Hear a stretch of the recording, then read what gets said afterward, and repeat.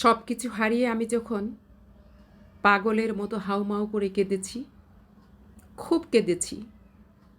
আমার কাছে মনে হয়েছে আমার চোখের পানি মোছার জন্য আমি পৃথিবীতে কাউকে পাইনি।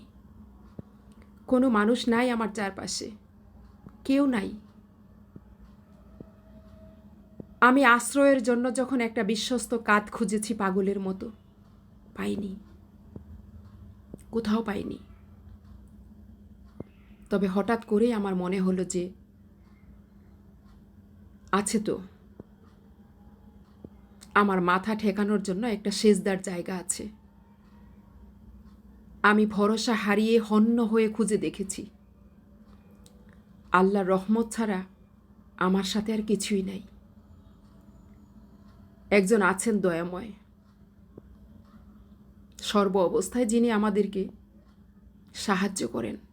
সুবহান আল্লাহ, সুবহান।